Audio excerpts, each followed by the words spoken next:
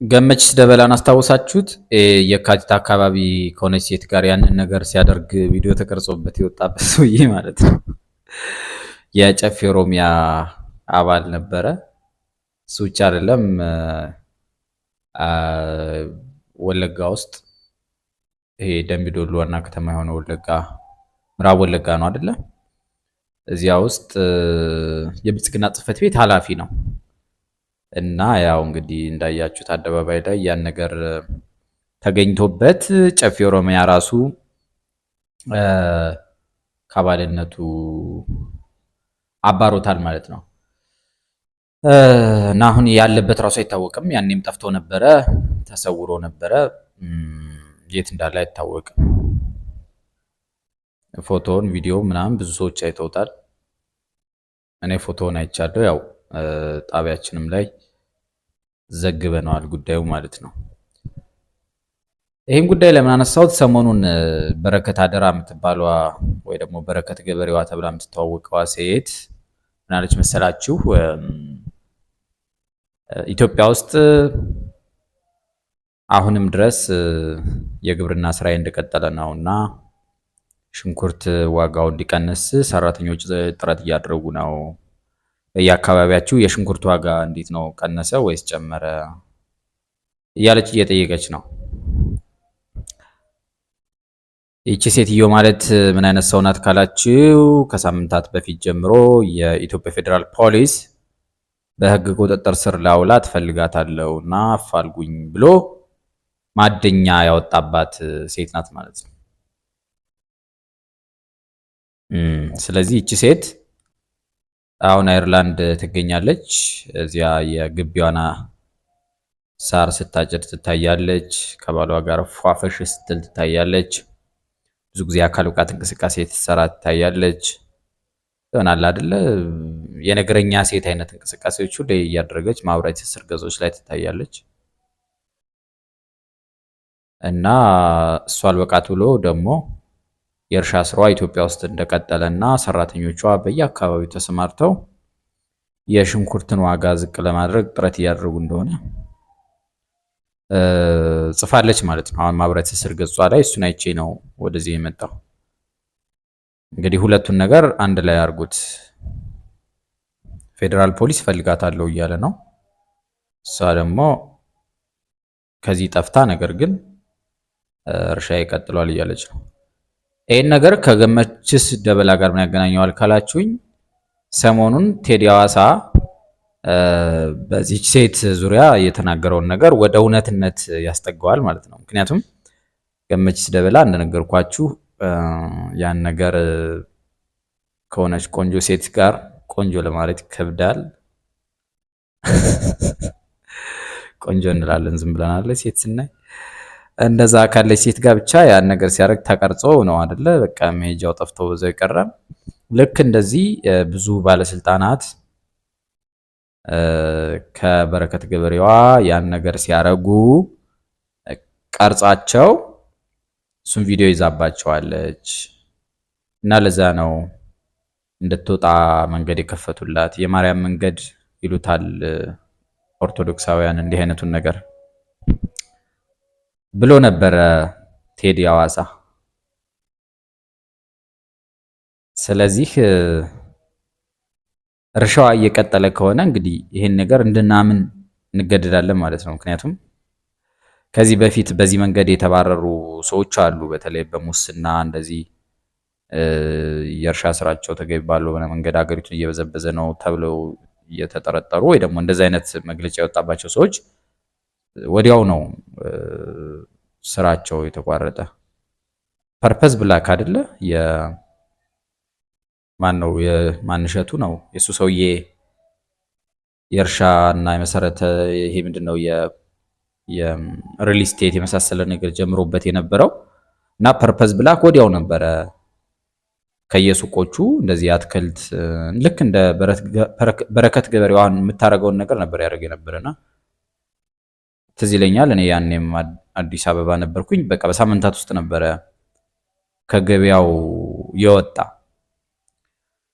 ቤኪ ግን እርሻው ቀጥሏል እያለች ነው። ምክንያቱ እንግዲህ ያው ቴዲ ሐዋሳ ያለው ነገር ወደ እውነትነት የተጠጋ ነው ማለት ነው። ከመንግስት ባለስልጣናት መካከል አብረዋት የሚሰሩ እርሻው እንዲቀጥል የሚያደርጉ ያን ካላደረጉ ግን ያው ቪዲዮአቸው እንደ ኔትፍሊክስ ፊልሞች በተከታታይ ክፍል ለኛ ተመልካቾች የሚደርስባቸው አካላት አሉ ማለት ነው።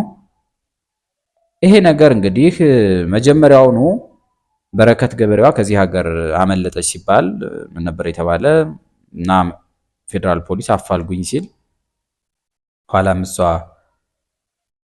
አየርላንድ ስትታይ የአማሮች ምሳሌ አነጋገር ተጠቀሰ። ምን የሚለው ካላችሁኝ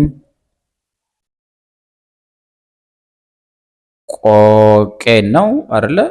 ዶሮዬን ምንድን ነው ዶሮዬን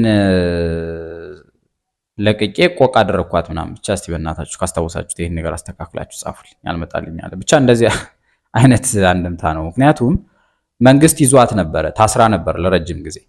እሷም ይሄን ጠቅሳለች። 14 ጊዜ ፍርድ ቤት ተመላልሼ ፍርድ ቤት እንድፈታ ፈቅዶልኝ ፖሊስ ነው እየመለሰ ያስረኝ ነበረ ብላለች። እና ከዛ ነው ለቀዋት ከሀገር እንድትወጣ ያደረጓት ማለት ነው። እንግዲህ መቼስ ይችን የመሰለች እንቁላል የመሰለች ሴትዮ ከሀገር ስትወጣ ወይ በኬንያ ድንበር ጥሳ በእግሯ ተጉዛ አልወጣችም፣ ወይ ደግሞ በጅቡቲ እንደነ አንዳርጋቸው ጽጌ በጅቡቲ በኤርትራ አርጋ በእግሯ ጣጥሰው አልወጣችም። በቦሌ ነው እንጂ በባሌ አልሄደችም። የባሌና የቦሌ መንገድ የሚባል አስተሳሰብ አለ አይደለ? የባሌ መንገድ የጀግኖች መንገድ ነው። ጀግናና ጢስ መውጫ ያጣም ብለው ፎክረው የሚወጡ ጀግኖች ማለት ነው።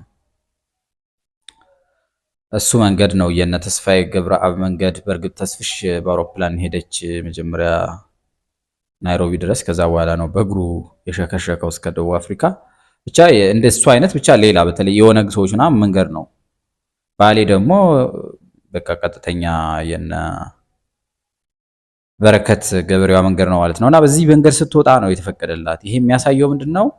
ኢትዮጵያ ምን ያህል በከባድ የሙስና ሰንሰለት ውስጥ፣ ሙስናው ደግሞ በጣም ተግማምቶ የሴትን ልጅ ገላ እንደ ማስያዣ የሚይዝ ማለትም የሆነ አገልግሎት ስትጠይቅ ያን ነገር ተጠይቃ አገልግሎት የምታገኝበት፣ በዚያ የተነሳ ደግሞ ሴቶቹም ወንዶቹን የሚያጠምዱበት እና የሚበቀሉበት አይነት በጣም አስቀያሚ ፖለቲካና ኢኮኖሚ ማህበራዊ ሁኔታን የተፈጠረ ይሄ እንግዲህ የፊውዳል ማህበረሰብ ስነ ልቦና ነው። እኔ በቅርቡ ነው እንደዚህ አይነት ሀሳብ በጣም እየተንሸራሸረ እየበዛብኝ የመጣ አይገባኝም ነበረ። ማለት የኢትዮጵያ ማህበራዊ ሁኔታ ምንድን ነው? እንደዚህ በጣም ስግብግብ ካፒታሊስቶች በዝተው ምናምን እንዳለ ካፒታሊዝም የሚባል ደረጃ ላይ የደረሰ አይደለም። ማለት ስልተ ምርቱ ይሄ ያለ አይደለ የካፒታሊዝምን መሰረታዊያን በደንብ አሟልቶ ምርት አምርቶ ሰርፕለስ ኖሮ ከዚያ አይደለም ሰዎች ሲጎዱ ምናምን አለም የምታየው። ማለት ልክ ካፒታሊዝም ውስጥ ያሉ ችግሮች አይደሉም ኢትዮጵያ ውስጥ ያሉ። መጀመሪያውኑ ምርት እንኳን በትክክል አይመረትም፣ ወይ ደግሞ የሚበላ ነው ያለ የኢትዮጵያ ውስጥ የሚያጠፋ የሚበላ ባለሀብት ወይ የሚያበላሽ ባለሀብት ነው የምታየው። ስለዚህ ይሄ ካፒታሊዝም ሁኔታ አይመስለኝም።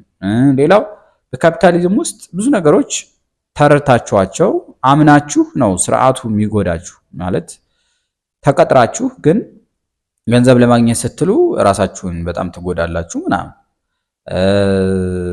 ለምሳሌ እንደዚህ ሴት ልጅ ሌላ ነገር ስትጠየቅ ምናምን በፍላጎቷ ገንዘብ በጣም ፈልጋ ወይ የሆነ ብቻ ዓለም ላይ እንደምናውቀው ለምሳሌ የወሲብ ፊልም ውስጥ ተዋናይ የሚሆኑ አካላት ያው ፈልገውት አምነውበት እንደዚህ ነው አይደለ? ግን የኛው ከዚህ በተለየ ከባድ አምባገነንነት ውስጡ አለ፣ ምርት አልባነት ውስጡ አለ፣ የሀሳብ ድርቀት ውስጡ አለ። ይሄ ፊውዳሊዝም ነው፣ ሌላ ምንም የተለየ ትርጉም አልሰጠውምና የኛ ባለሀብቶች የኛ ባለስልጣናት አጠቃላይ የተጠናወታቸው ችግር ልክ ኢትዮጵያ 1950ዎቹ 40ዎቹ ላይ እንደነበረችበት አይነት ነው፣ ወይ ደግሞ ቀለ ዘመናት እንደኖረችበት አክሱም ዘመን ላይ ነው ይባላል። ያው የፊውዳሊዝም የተጀመረ ልክ እንደዛ አይነት ችግር ይመስለኛል ኢትዮጵያ ውስጥ ያለና ይሄን ነገር እንደው ከዚህ ነገር ጋር አያይዘን እንዲሁ እንጨዋወትበት ብዬ ነው። በረከት ገበሬዋ ቢሳካላት አገሯ ላይ ብትሰራ ይበልጥ ለሴቶች መነቃቂያ ትሆን ነበረ።